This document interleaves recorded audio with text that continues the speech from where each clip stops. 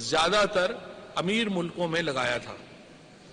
پاکستان میں سے شریف فیملی کا نام اس سکینڈل میں آیا اور ہمیں پتا چلا کہ پاکستان سے اربہ روپیہ باہر لے جایا گیا اور اس سے جائیدادیں خریدی گئیں۔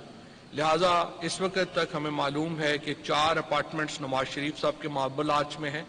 ایک اپارٹمنٹ انہوں نے یو کے میں جو خریدا اس کی ایک ہی کی قیمت تقریباً 45 ملین پاؤنڈ تھی، جو ابھی آپ نے براڈ شیٹ میں بھی دیکھی کہ کس طرح سے پیمنٹ ہوئی۔ اب سوال یہ ہے کہ یہ جو اپارٹمنٹس ہیں جن کی تقریباً قیمت جو ہے وہ بلین ڈالر کے قریب ہے، اور دوسری طرف ہم یہ دیکھتے ہیں کہ شریف فیملی میں بچہ پیدا بعد میں ہوتا ہے اور لندن میں اس کا اپارٹمنٹ پہلے ہوتا ہے، تو یہ کیسے ممکن ہو رہا؟ اگر پاکستان میں یہ لڑائی صرف عمران خان نے لڑنی ہے اور باقیوں کا مسئلہ نہیں ہے تو پھر باقیوں کا مسئلہ نہیں ہے، لیکن اگر یہ ہمیں بحیثیت قوم لڑنی ہے اور ہم سمجھتے ہیں کہ ہمارا پیسہ ہے تو پھر پوری قوم کو اس میں اپنا حصہ ڈالنا ہے۔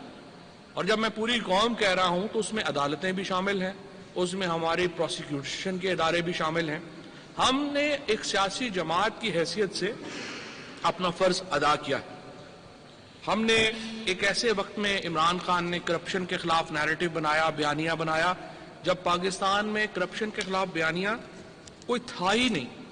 یہ ماحول شروع ہو گیا تھا کہ جی کوئی بات نہیں ہے، کھاتا ہے تو لگاتا بھی تو ہے۔ اس ماحول میں عمران خان نے پاکستان میں کرپشن کے خلاف اپنا بیانیہ بنایا اور اس کے اوپر انہیں ووٹ ملا۔ اب پاکستان کے جمہوری نظام میں ہمارے اختیارات لامحدود نہیں ہیں۔ ہم یہ نہیں کر سکتے کہ لوگوں کو پکڑ کے اور کہا جائے کہ آپ اتنے اپنے پیسے واپس کریں گے تو ہی آپ ریلیز ہو سکیں گے۔ ہمارے ہاں ایک عدالتی نظام ہے، ہمارے ہاں ایک پروسیکیوشن کا نظام ہے۔ جب سے جسٹس جاوید اقبال صاحب نے اور موجودہ نیب کے سیٹ اپ نے اپنی جگہ سنبھالی ہے، میں ان کو اس بات کے اوپر یقیناً بہت ہدیہ تبریک پیش کرنا چاہتا ہوں، مبارکباد دینا چاہتا ہوں۔ 400 ارب روپیہ انہوں نے مختلف جو ملزمان ہیں ان سے لے کر کے قومی خزانے میں جمع کرایا ہے۔ 400 ارب روپیہ، یہ نیب کی بہت ہی شاندار کارکردگی ہے۔ اسی طریقے سے ہمارے عدالتوں نے جس طریقے سے پیناما کیس کا فیصلہ کیا، جس طریقے سے ہماری عدالتوں نے بہت شاندار فیصلے کیے جس کے نتیجے میں پاکستان میں یہ تاثر بنا کہ عدالتی نظام جو ہے وہ کرپشن کے خلاف جنگ میں حصہ ہے، یہ انتہائی قابل تحسین بات ہے۔ لیکن کچھ معاملات میں آ کر کے لوگوں کی امیدیں ہیں اور لوگ یہ سمجھتے ہیں کہ ابھی بھی نظام تبدیل نہیں ہو سکا، اور حقیقت بھی یہ ہے ہم نے حکومت لی ہے، نظام کے خلاف ابھی ہماری جنگ جاری ہے۔ شہباز شریف صاحب کو جس طریقے سے باہر جانے کی اجازت ملی، یہ بھی ہمارے نظام کی بوسیدگی کا ایک اظہاریہ ہے کہ کس طریقے سے ایک ہی دن میں شہباز شریف صاحب کا کیس لگا، ایک ہی دن میں نوٹس ہوئے، ایک ہی دن میں ان کا بیان ہوا، اور ایک ہی دن میں نوٹس نہیں ہوا، جو نوٹس ابھی جاری کر کے ہمیں نہیں بلایا گیا، صرف ابھی ابتدائی نوٹس جاری کیے گئے، اور اس کے بعد ان کو باہر جانے کی جو ہے وہ اجازت ملی۔ اس میں ہو سکتا ہے کہ ارجنسی کا کوئی معاملہ ہو، کیونکہ ہمیں پتہ نہیں ہے، ابھی تک ہمیں کیس اس طرح سے ہم نے اسٹڈی نہیں کیا، ہمیں ملا نہیں۔ لیکن سوال یہ پیدا ہوتا ہے کہ پنجاب کی وزیر صحت ڈاکٹر یاسمین راشد، جو کہ کہیں زیادہ بیمار ہیں شہباز شریف صاحب سے، اگر وہ پاکستان میں رہ کے اپنا علاج کروا رہی ہیں اور اس کے ساتھ کرونا کے محاذ پہ بھی ڈٹی ہوئی ہیں، تو کیا شہباز شریف صاحب کو اور نواز شریف صاحب کو نہیں چاہیے کہ وہ اپنا علاج پاکستان میں کرائیں، جنہوں نے ایک طویل عرصہ پاکستان میں حکومت کی؟ اسی طریقے سے کیا ان کے بچوں نے جو بزنسز کیے ہیں، کیا ان کا فرض نہیں بنتا کہ وہ پاکستان آئیں اور عدالتوں کا سامنا کریں؟ اب مسئلہ یہاں پہ یہ ہے کہ شہباز شریف صاحب کو باہر جانے کی اجازت دینے کا مطلب یہ ہوگا کہ ہم ان ہزاروں قیدیوں کے حقوق کو ایک طرف رکھ دیں، ہم ان کو بھول جائیں، پاکستان کے اندر جو کلاس سسٹم ہے اس کو ہم ایکنالج کر لیں اور شہباز شریف صاحب کو ہم باہر جانے دیں، جبکہ باقی تمام قیدی جو ہیں ان کو یہ حق حاصل نہیں ہے کہ وہ جیل سے باہر بھی علاج کرا سکیں۔ یہاں پہ جس طریقے سے یہاں یہ باہر آئے ہیں اس سے یہ تاثر پیدا ہوتا ہے کہ بڑے لوگ اس جالے کو توڑ کے باہر نکل رہے ہیں اور چھوٹی چھوٹی مکھیاں اس جالے میں پھنستی اور دھنستی جا رہی ہیں۔ اس سے ہماری معاشرہ تباہ و برباد ہو جائے گا، اس سے ہماری سوسائٹی کو شدید نقصان پہنچے گا، جہاں پہ عام آدمی یہ سمجھے گا کہ یہاں پہ بڑے لوگوں کے لیے اور قانون ہے اور چھوٹے لوگوں کے لیے اور قانون ہے۔ ہمیں عدالتی فیصلوں کا بہت احترام ہے اور ہم نے اب تک تمام عدالتی فیصلوں کو مکمل طور پر عمل درآمد کیا ہے، لیکن اس فیصلے کے حوالے سے ہمارے تمام قانونی آپشنز موجود ہیں اور یہ جو اپیلیں جس کی ابھی شہزاد آپ کو پوری ڈیٹیل بھی دیں گے کہ کس طریقے سے اس کے جو قانونی معاملات ہیں ان کو کیسے آگے لے کر کے جانا ہے، وہ ہمارا حق ہے کہ ہم اپنی اپیل کا قانونی حق جو ہے وہ استعمال کریں۔ سوال یہ ہے کہ شہباز شریف صاحب کی کیسے گارنٹی قبول کی جائے جبکہ وہ ایک دوسرے مفرور کی گارنٹی کو پورا نہیں کر سکے۔ جب وہ نواز شریف کی گارنٹی دے رہے تھے تو اس وقت ہمیں تو امید یہ تھی کہ نیب اور کورٹ انہیں بلا کے یہ پوچھے گا کہ آپ نے تو نواز شریف کی گارنٹی دی تھی، وہ واپس لے کے ان کو آپ نے آنا تھا، وہ کہاں گئے؟ چاہے جائے گا کہ شہباز شریف ہی کو موقع دے دیا جائے کہ وہ ملک سے فرار ہو جائیں۔ اور اب تو یہ بیانیہ صرف حکومت کا نہیں ہے، خود اپوزیشن میں بھی اگر آپ دیکھیں تو آصف زرداری صاحب نے مریم بی بی کو یہ کہا تھا کہ پہلے اگر آپ تحریک چلانا چاہتے ہیں تو نواز شریف صاحب کو وطن واپس لائیں۔ خود اپوزیشن بھی یہ سمجھتی ہے کہ نواز شریف جو ہیں وہ مفرور ہیں۔ اس سے پہلے شہباز شریف صاحب نے کہا کہ میری کمر میں درد ہے اور وہ لندن گئے، اور پھر آپ نے اور ہم نے دیکھا ان کی جو ویڈیوز آئیں وہ تو سڑکوں پہ دوڑتے پھر رہے تھے، کوئی مسئلہ نہیں تھا۔ اب اس کیس کی جو اہمیت ہے اور اس کی جو لیگل اور ٹیکنیکل اہمیت ہے اس کے اوپر میں ریکویسٹ کروں گا شہزاد اکبر صاحب سے کہ وہ اس کے اوپر تفصیل سے روشنی ڈالیں۔ ہمارا موقف بڑا واضح ہے، ہم کہتے ہیں کہ قانون جو ہے وہ برابر ہونا چاہیے نواز شریف فیملی کے لیے بھی اور عام لوگوں کے لیے بھی، اور چھوٹے چوروں کو بھی جو حقوق وہی ملنے چاہیے جو اس طرح کے بڑے چوروں کو حقوق حاصل ہے۔ نظام کے خلاف ہماری جدوجہد جاری رہے گی، اور اس طرح میں نے عرض کیا یہ جدوجہد صرف عمران خان کی نہیں ہے، ہمارے پورے معاشرے کی ہے اور ہر ادارے کو اس میں اپنا کردار ادا کرنا چاہیے۔ شہزاد جی السلام علیکم۔ دو چیزیں ہیں جس کے اوپر میں آپ سے مختصراً بات کرنا چاہتا ہوں اور کچھ اس میں کلیریفیکیشن بھی ضروری ہے۔ ویسے تو اس طرح کے عدالتی حکم جتنے بھی ہوتے ہیں ان کا معاملہ عدالت میں ہی اس کو چیلنج کیا جانا ہے، اور اس کا ایک پروسیس بھی ہے، بیکاز وہ لاسٹ ورکنگ ڈے پہ تھا اور اب نیکسٹ ورکنگ ڈے پہ جو بھی حکومتی قانونی لایا عمل ہوگا وہ فورس میں آئے گا۔ لیکن آج آپ لوگوں سے بات کرنا اور ان تمام چیزوں کے اوپر روشنی ڈالنے کی سب سے بنیادی وجہ، اور یہ میں بالکل شروع میں کہنا چاہتا ہوں، اس کی بنیادی وجہ ہمارے اپوزیشن میں جو مسلم لیگ نون کے کچھ لوگ ہیں جو کل سے 2-4 دنوں سے اور اگلے آنے والے دنوں کی بھی میں آپ کو پیشن گوئی کر رہا ہوں کہ انہوں نے بار بار یہ چیزیں دہرانی ہیں، اور جس طرح سے میں یہ سمجھتا ہوں کہ وہ عدالت کو مس لیڈ کرتے ہیں وہ عوام کو بھی گمراہ کرنے کی کوشش کریں گے، کر رہے ہیں اور کریں گے۔ تو اس لیے یہ جو کچھ چیزیں فیکچول آپ کے سامنے رکھنا، اور اس میں ذرا برابر بھی میرا اوپینین شامل نہیں ہے، وہ بڑا ضروری ہے۔ سب سے پہلے آ جاتے ہیں جو شہباز شریف کے صاحب کے باہر جانے کا معاملہ ہے، اس کی جو سیاق و سباق اور ساری بیک گراؤنڈ کی تو آپ کو فواد صاحب نے بڑی تفصیل سے بات کر دی ہے۔ اب ایک ہی دن میں جب وہ فیصلہ آیا تو اس وقت جب کورٹ میں ہیئرنگ ہوئی ہم یہ سمجھتے ہیں کہ انہوں نے عدالت کو پراپرلی اسسٹ نہیں کیا، چاہے آپ پٹیشنر ہوں یا رسپونڈنٹ ہوں، دونوں طرف کے وکلاء کے اوپر اور ہر پٹیشنر کے اوپر لازم ہوتا ہے کہ عدالت کو صحیح فیکٹس بتائیں اور ان کو صحیح طرح سے اسسٹ کریں۔ اب جو اس وقت حکم لے کے یہ صبح سویرے پہنچے تھے وہ بلیک لسٹ سے متعلقہ ایک حکم تھا، اور میں آپ کو وہ اس حکم کا جو آپریٹو پیرا ہے وہ پڑھ کے سنا دیتا ہوں.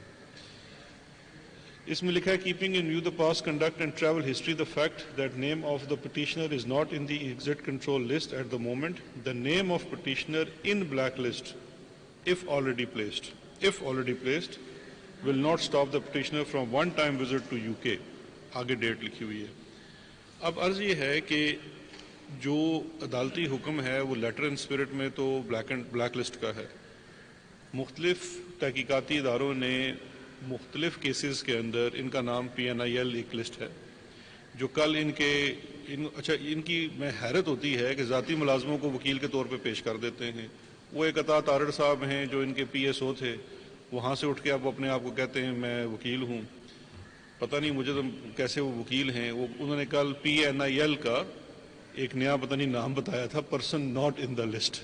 میں اس پہ بڑا حیران ہو رہا تھا کہ اگر یہ لیگل اسسٹنس مل رہی ہے تو فواد چودھری صاحب سے بھی میں نے کہا، اٹارنی جنرل کو کہا کوئی لیگل ایڈ ہم نے شروع کیا تھا تو شہباز شریف صاحب کو کوئی بہتر لیگل ایڈ کے بکلا دے دیں.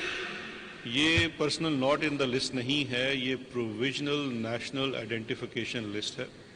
یہ سپریم کورٹ آف پاکستان کے اس کے اوپر بھی ڈیلیبریشنز ہو چکی ہیں، اس کی باقاعدہ SOPs بنی ہوئی ہیں. تو یہ وہ لسٹ ہے. ان کا جو ECL میں نام ڈالنا، چونکہ یہ پہلے جیل میں تھے تو اور پرانے کیسز میں جب ان کا ECL کے اوپر نام تھا تو اس سے نکالا جا چکا تھا عدالتی حکم سے. نئی ریکویسٹ جو ہے وہ ان پروسیس ہے. لاسٹ ورکنگ ڈے کے اوپر جب یہ آرڈر آیا تو وہ بلیک لسٹ سے متعلقہ تھا. اب یہ چونکہ اس کے اندر جو ایشوز ریز ہوئے ہیں، جو کچھ کلیریفیکیشنز ہیں، اس کو لے کے حکومت اس کی اپیل کرے گی اس آرڈر کے خلاف، اور پھر اس کے بعد دیکھا جائے گا کہ کیا ہے، کہ نیکسٹ اس میں اسٹیپ کیا ہونا ہے.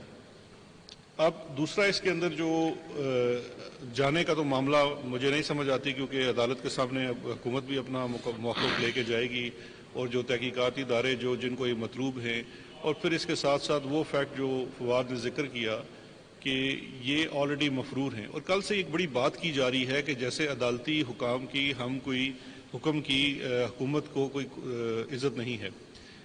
یہ بات وہ لوگ کر رہے ہیں جن کے سو کالڈ لیڈر کے اوپر پروکلمیشن ایشو ہوئی ہے، اشتہاری مفرور ڈکلیئر کیے ہوئے ہیں، جس کا مطلب یہ ہے کہ وہ فوری طور پہ ملک میں واپس ان کو لایا جائے. اور ہر قانون کو جاننے ماننے والے شخص کے لیے ضروری ہوتا ہے. پروکلمیشن کا مقصد کیا ہوتا ہے؟ جب کسی کو اشتہاری ملزم قرار دیتے ہیں تو ہر شہری کے اوپر لازم ہے کہ جس کو جہاں ملے اس کی اطلاع دے یا اس کو پکڑ کے حوالہ پولیس کرے تاکہ اس کے مقدمات آگے چل سکیں. تو یہ لوگ آج کہتے ہیں جی کہ عدالتوں کے حکم ہیں، تو سب سے پہلے ان کو اس حکم کے اوپر عمل درآمد کرنا چاہیے. دوسرا امپورٹنٹ پوائنٹ جو یہ کل سے جو لاہور ہائی کورٹ کا شہباز شریف صاحب کی بیل کے اوپر ڈیٹیل آرڈر آیا ہے، اس ڈیٹیل آرڈر کو لے کے جو مسلم لیگ نون کے مختلف رہنما ہیں انہوں نے کل بھی اس پہ بات چیت کی اور آج بھی کریں گے، اگلے 4 دن بھی کرتے رہیں گے. اس آرڈر کی ڈیٹیل آرڈر کی کچھ کلیریفیکیشن اور اس کے آرڈر کے بعد جو باتیں کی گئی ہیں وہ کچھ وضاحت کرنا بہت ضروری ہے.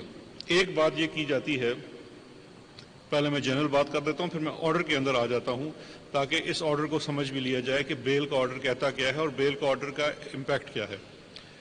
پہلے تو یہ بات کہتے ہیں کہ جی شہزاد اکبر صاحب بڑے کاغذ لہراتے تھے PID میں، تو وہ کدھر ہیں وہ ثبوت؟ عدالت میں تو وہ ثبوت نہیں ہیں. میں صرف آپ لوگوں کے لیے آج یہ 55 والیومز لے کے آیا ہوں. 54 والیومز کا اس کے اندر ایویڈنس ہے.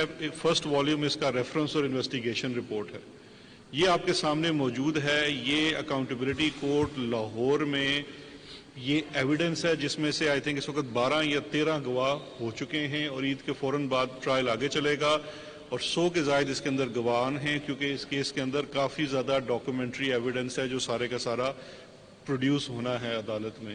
تو سب سے پہلے یہ جو قوم کو گمراہ کرنے کی کوشش کرنا ہے کہ کہاں ہے وہ ثبوت، تو یہ جناب علی یہ ہیں وہ آپ کے ذرائع جو آپ تو بتانے سے قاصر ہیں، لیکن یہ سارے کا سارا ڈاکومنٹری ایویڈنس اس کا منہ بولتا ثبوت ہے. یہ ڈاکومنٹری ایویڈنس کو میں نے بیٹھ کے نہیں بنایا، نیب کے کسی افسر نے بیٹھ کے نہیں بنایا، ڈاکومنٹری ایویڈنس ہے، ٹرانزیکشنز ہیں، بینکنگ ڈیٹیل. اور میں آپ کو یہ بتا دوں یہ والیومز ختم نہیں ہوتے. SGS اور کوٹیکنا کا کیس آج تک ختم نہیں ہو سکا ہے. آج بھی براڈ شیٹ کمیشن کے اندر سے وہ لاش پھر نکل آئی ہے. اسی طرح سے یہ چاہے جو مرضی کر لیں، جس جگہ مرضی جا کے ٹکرے ماریں، یہ ایویڈنس ختم نہیں ہو سکتا کیونکہ یہ ڈاکومنٹری ایویڈنس ہے. تو ان کی سہولت کے لیے میں بتا دوں جی کہ یہ آپ کے سامنے ڈاکومنٹری ایویڈنس موجود ہے جو عدالت میں داخل ہو چکا ہے ریفرنس کے ساتھ. بیل آرڈر جو ڈیٹیل آیا ہے ریزننگ کے ساتھ، اس کے دیکھیے پہلے یہ بیل کی جب اپلیکیشن گئی تو بیل اپلیکیشن کے اوپر سپلٹ ججمنٹ آئی. ایک جج صاحب کا خیال تھا کہ بیل بنتی ہے اور ایک جج صاحب کا خیال تھا بیل نہیں بنتی. ان دونوں نے اپنی ریزننگ دی.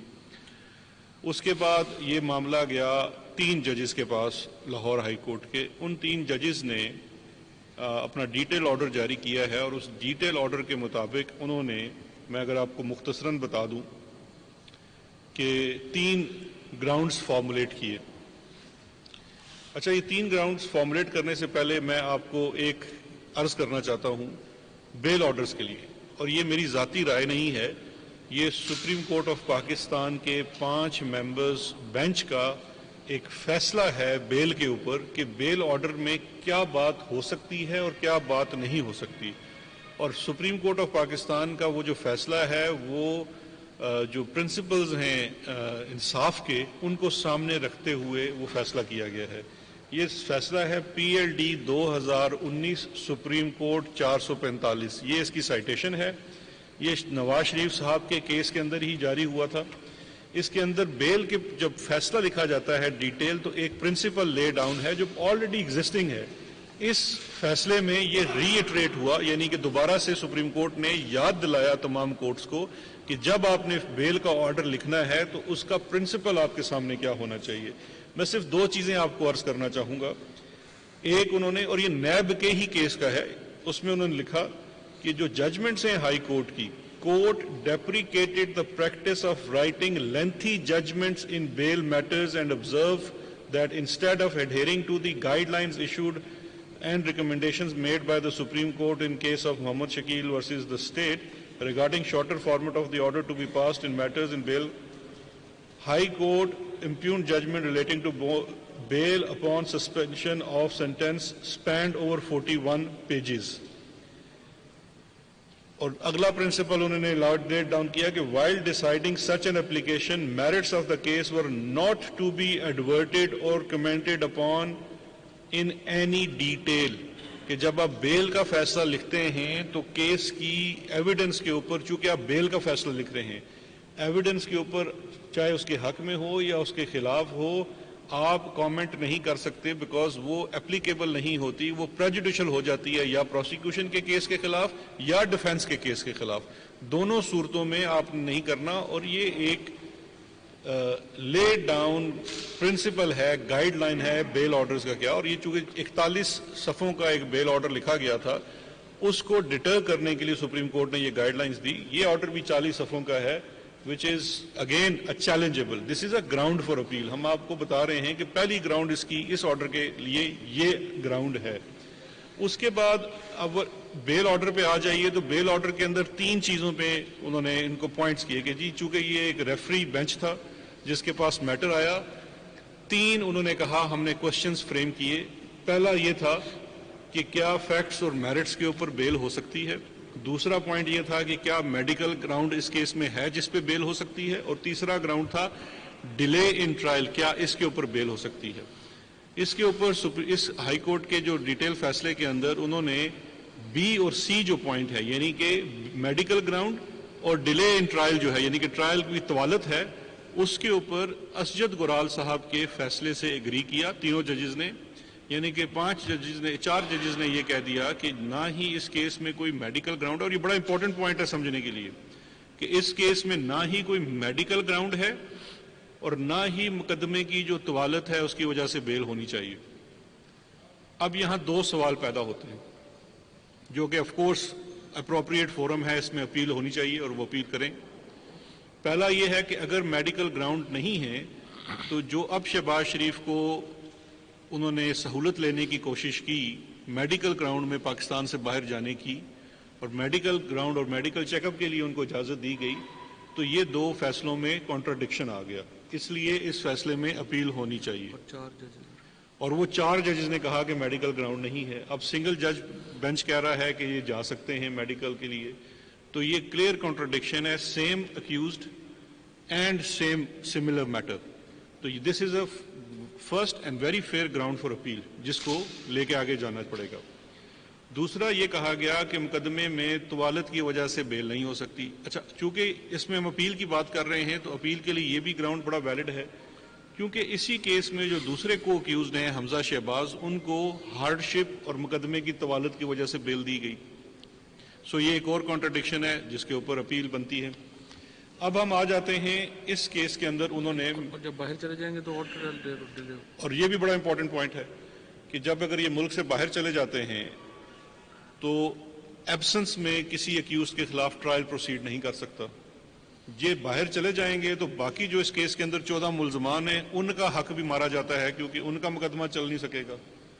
سو یہ ایک اور کنسیڈریشن ہے جو اس کیس میں سامنے ہونی چاہیے تھی، اور چونکہ ان لوگوں نے عدالت کو باقاعدہ اسسٹ نہیں کیا تو وہ اس میں ایک اپیلیبل گراؤنڈ بنتا ہے. اب ہم آ جاتے ہیں اس کے فیکچول چیزوں کے اوپر. فیکچول چیزوں کے اوپر جو ہم سمجھتے ہیں، اور یہ چیز انہوں نے بار بار کہی، آج کچھ اخباروں نے ہیڈ لائنز بھی لگائی ہوئی تھی کہ جی کرپشن کا کوئی ثبوت نہیں ہے اور کرپشن کا کوئی الزام نہیں ہے. دیکھیے، کرپشن نیشنل اکاؤنٹیبلٹی بیورو کے سیکشن جو آرڈیننس ہے 99 کا، اس کے سیکشن 9 کے تحت 12 اس کی تقریباً میرے خیال میں شکیں ہیں جس کے تحت کرپشن اینڈ کرپٹ پریکٹسز کا لفظ لکھا گیا ہے کہ یہ 12 ایسے آفینسز ہیں جن میں سے ایک بھی کمٹ ہوگا تو اس کا مطلب ہے کرپشن اور کرپٹ پریکٹسز ہوئی. اس میں سے ایک آفینس ہے 9A5 کا جو ہے assets beyond means. Assets beyond means کسی پرائیویٹ آدمی کے اوپر نہیں ہو سکتا. نیب کا آپ صحافی ہیں، آپ کے اوپر نہیں ہو سکتا، کوئی دکاندار ہے اس کے اوپر نہیں ہو سکتا، کوئی فیکٹری اونر ہے اس کے اوپر نہیں ہو سکتا. یہ صرف اور صرف پبلک آفس ہولڈر کے اوپر ہو سکتا ہے. اور اس کی وجہ ہے کیونکہ اسی قانون کے اندر پریزمپشن کا ایک سیکشن ہے جو یہ کہتا ہے کہ اگر پبلک آفس ہولڈر کے جو اثاثے ہیں اس کی آمدن سے زائد ہیں تو اس کا مطلب ہے کہ اس نے کرپشن کی ہے. اب یہ دوسری چیز سمجھنا ضروری ہے کہ یہ قانون صرف پاکستان میں نہیں ہے، یہ دنیا کے تقریباً تمام ممالک میں اس طرح کے قوانین پائے جاتے ہیں. میں آپ کو برطانیہ کی مثال دے دیتا ہوں. ان ایکسپلینڈ ویلتھ آرڈر عام آدمی کے اوپر نہیں ہو سکتا، پیپ کے اوپر ہو سکتا ہے. پیپ کیا ہے؟ پولیٹیکلی ایکسپوز پرسن، جو آپ کے ہاں پبلک آفس ہولڈر کہلاتا ہے.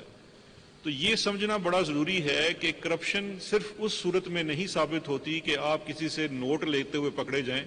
ویسے یہ جتنے سیانے ہیں مجھے لگتا ہے ایک دن یہ بھی اس طرح بھی ثابت ہو جانا ہے کسی سے بیگ لیتے پکڑے جائیں گے. لیکن صرف یہ ضروری نہیں ہے، آپ کے اثاثے جو آپ سے برآمد ہوتے ہیں آپ کے آمدن سے زائد وہ کافی ہیں. دوسرا ایک چیز جو صرف نظر کر دی گئی وہ منی لانڈرنگ ہے. منی لانڈرنگ وہ ناسور ہے جس کی وجہ سے آج پاکستان گرے لسٹ میں ہے فیٹف کی.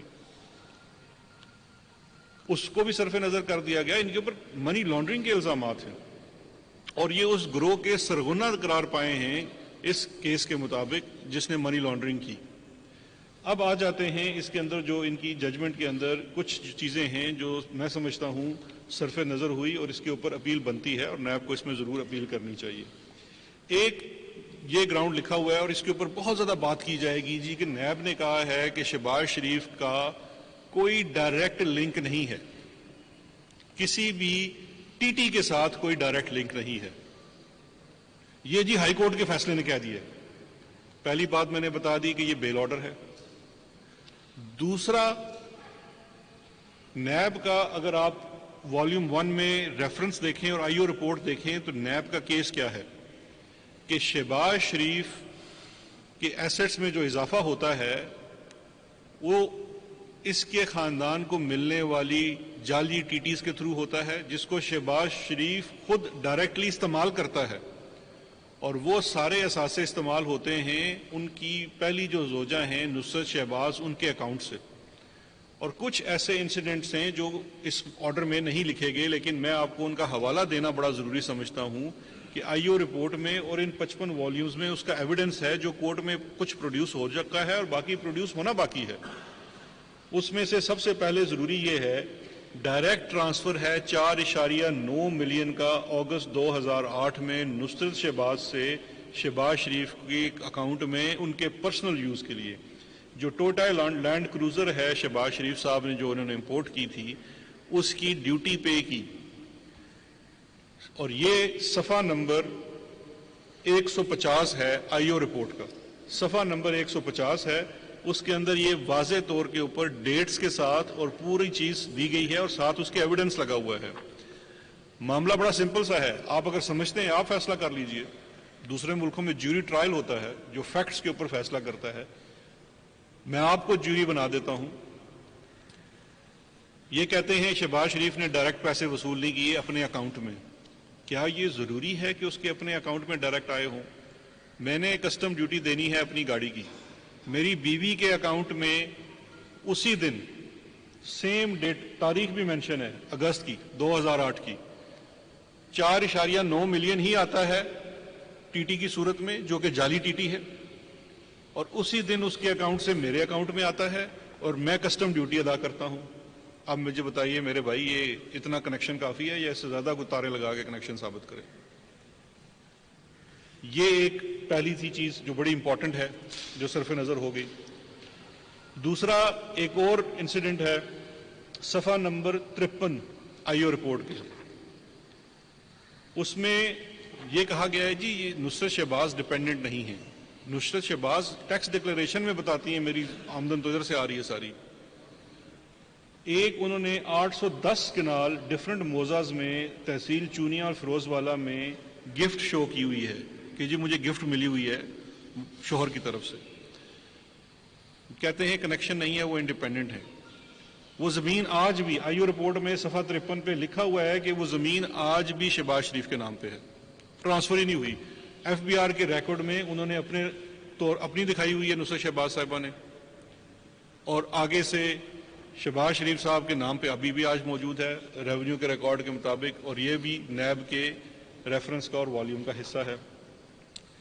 پھر ایک اور چیز کہ شہباز شریف صاحب نے ٹی ٹی کی اماؤنٹ استعمال نہیں کی، یہ بھی آپ کو بتلائیں گے مسلم لیگ نون والے دوست آ کے، یہ بھی غلط ہے۔ انہیں کائنڈلی ریفر کیجئے گا آئی او رپورٹ کے صفحہ نمبر 52 اور اس کے ساتھ منسلک ڈاکومنٹری ایویڈنس کو۔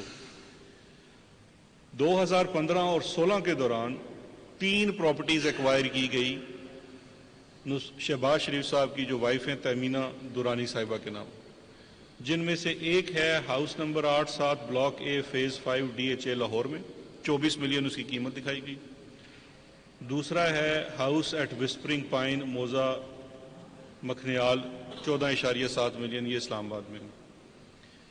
آئی او رپورٹ کے مطابق اور اس جو ایویڈنس اس ریفرنس میں پیش کیا گیا ہے اس کے مطابق یہ پراپرٹی جو ہے، یہ اگر میں آپ کو پڑھ کے بتا دوں تو یہ ان ٹی ٹیز کے بدلے میں جو نصرت شہباز کے اکاؤنٹ میں آتی ہیں، ایک اس میں وہاں سے پیسے نکال کے ٹرانسفر کیے جاتے ہیں شہباز شریف کے اکاؤنٹ میں اور وہ کرتے ہیں۔ دوسرا ایک کمپنی ہے جی این سی، آپ کو یاد ہوگا 2 انہوں نے اپنے ہونہار لوگ، ایک کو پولیٹیکل ڈائریکٹر اور ایک strategy director C M secretariat میں 10 سال اپوائنٹ کری رکھا، ان کے نام کے اوپر فرنٹ کمپنی تھی، یہ بھی ریفرنس کا حصہ ہے۔ اسی دن ان کا کیش بوائے مسرور انور وہی ایگزیکٹ اماؤنٹ نکالتا ہے اور وہی ایگزیکٹ اماؤنٹ ان کے اکاؤنٹ میں ڈالتا ہے۔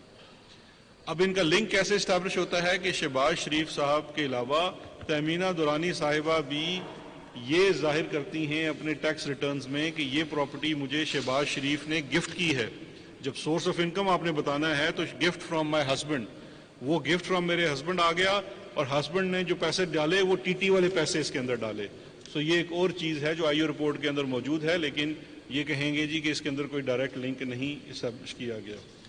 اس کے بعد ایک اور چیز جو بڑی امپورٹنٹ ہے کہ یہ بھی کہا گیا کہ آئی او رپورٹ نے انویسٹیگیٹ نہیں کیا سورس آف شہباز شریف کی انکم کا، تو وہ بھی میں عرض کر دوں کہ آئی او رپورٹ کے صفحہ نمبر 55 میں یہ لکھا ہوا ہے accumulation of assets by accused میاں محمد شہباز شریف ان ہز اون نیم۔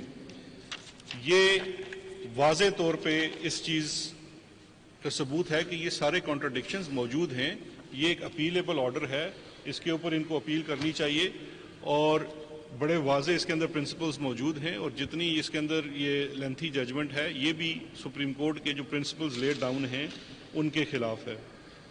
اب کنکلوژن میں بڑی ایک سمپل سی چیز میں آپ سے کہنا چاہتا ہوں. یہ تمام چیزیں جو ریفرنس کا حصہ ہیں اس کا آج تک ایک تو چیز ہے جو کورٹ آف لاء میں ہونی ہے.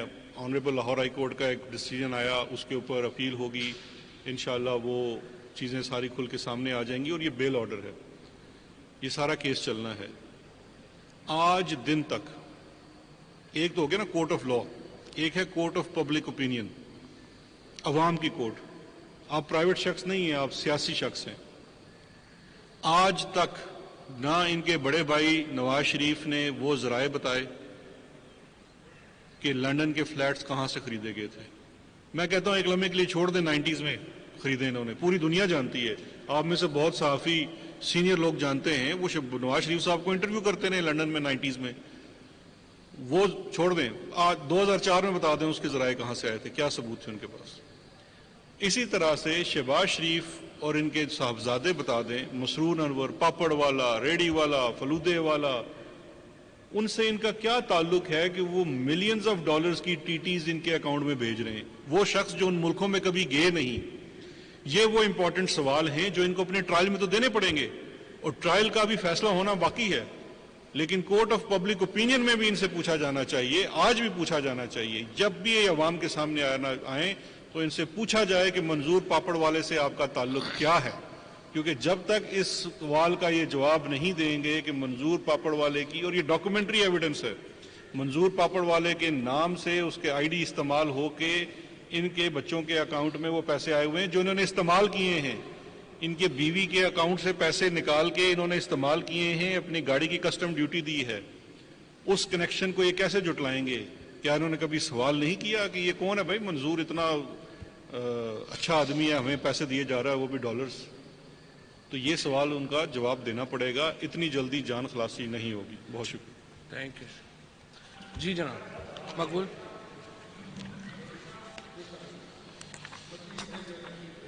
جی متین.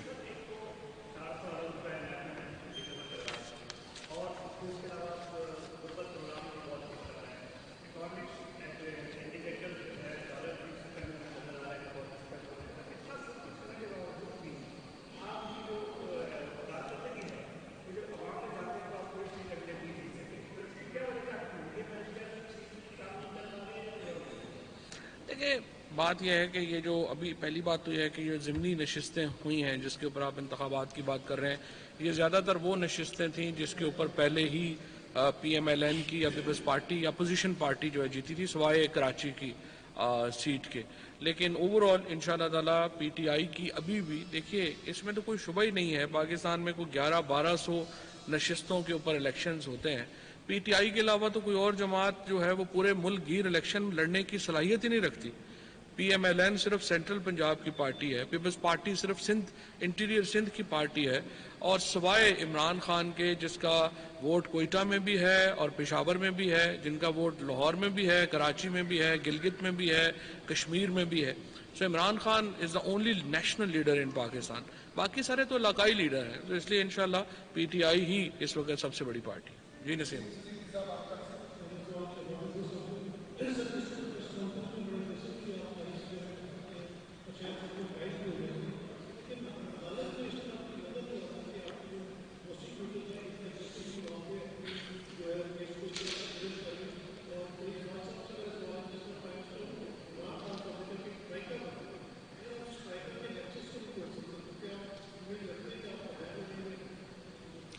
دیکھیں جی, جو پروسیکیوشن کی بات ہے عدالت کے اندر, بالکل جس طرح فواد نے شروع میں بات کی تھی, جب سے جسٹس جاوید اقبال صاحب آئے ہیں نیب کی کارکردگی میں اور اس کی انڈیپینڈنس میں خاطر خواہ اضافہ ہوا ہے, جس کا ایک ثبوت تو آپ کے سامنے یہ 400 ارب سے زائد کی ریکوری کی صورت میں ہے.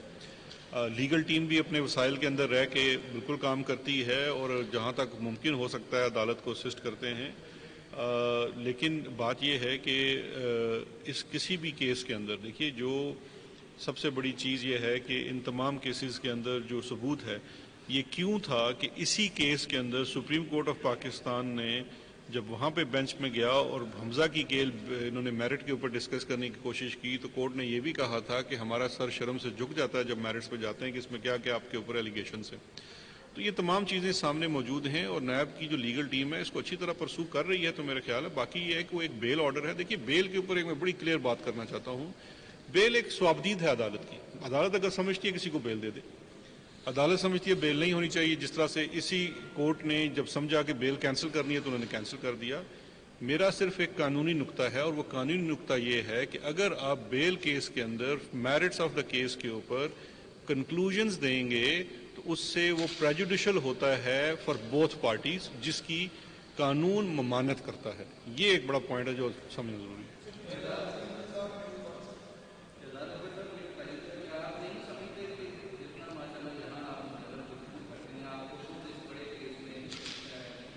وکیل ہونا چاہیے.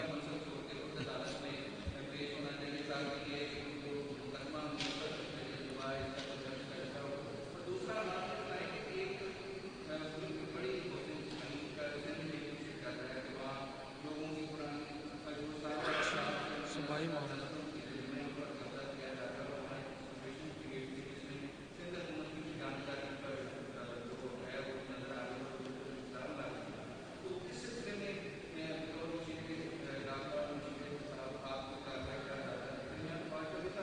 اتنے سوال بھول ہی جائیں گے. پہلے یہ تو کر لو نا. پہلے یہ تو کر لیں. دیکھیں جو آپ کا پہلا رائے ہے اس کے اوپر میں واقعی غور کروں گا, کیونکہ مجھے لگ رہا ہے کہ شاید میدان میں اترنا ہی نہ پڑ جائے خود. اور دوسری جہاں تک آپ کی بات ہے, دیکھیے 18ویں ترمیم کے بعد تو یہ صوبائی حکومت کا میٹر ہے, اس طرح کی تمام چیزیں. اور چونکہ سندھ میں پاکستان پیپلز پارٹی کی گورنمنٹ ہے تو وہاں پہ جو بھی لا اینڈ آرڈر کا ایشو آتا ہے, کسی کے بھی رائٹس کی بات ہوتی ہے, تو سندھ گورنمنٹ کو اس کے اوپر بالکل کام کرنا چاہیے. یہ ان کی صوابدید ہے. فیڈرل تو آپ کو پتہ ہے اگر ہم کوئی بات کرتے ہیں تو وہ بلاول صاحب جو ہیں وہ جا کے بیٹھ کے شروع ہو جاتے ہیں کہ ہم شاید کوئی 18ویں ترمیم ختم کرنے والے ہیں. تو اس لیے اب یہ تو ان کا معاملہ ہے, ان کو دیکھنا چاہیے اس کے. لاسٹ جی اصغر بس لاسٹ کر. السلام علیکم.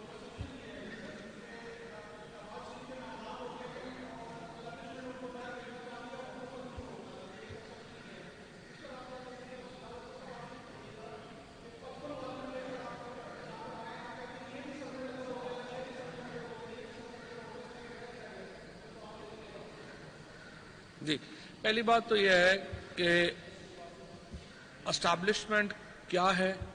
وہ حکومت پاکستان کے اندر جو محکمے ہیں ان کو ہم اسٹیبلشمنٹ کہتے ہیں. حکومت پاکستان کا موقع بالکل واضح ہے. ہم شہباز شریف صاحب کو پاکستان سے باہر نہیں جانے دینا چاہتے. ہم چاہتے ہیں کہ ان کے خلاف مقدمے جو ہیں وہ اپنے قطعی منزل پہ پہنچیں. اور جس طرح میں نے پہلے عرض کی, ہماری کوئی ذاتی لڑائی ان سے نہیں ہے. یہ پاکستان کے تمام لوگوں کی جنگ ہے جو پی ٹی آئی لڑ رہی ہے. اور انشاءاللہ یہ مقدمے جو ہیں وہ اپنے حتمی انجام تک پہنچیں گے. مریم نواز اور نواز شریف سزا یافتہ ہو چکے ہیں, باقیوں کو بھی انشاءاللہ سزا ہو. اور لاسٹ ایک چیز میں بتانا چاہتا ہوں کہ چونکہ یہ میں آپ لوگوں کے لیے ایک ہدیہ بھی لے کے آیا ہوں.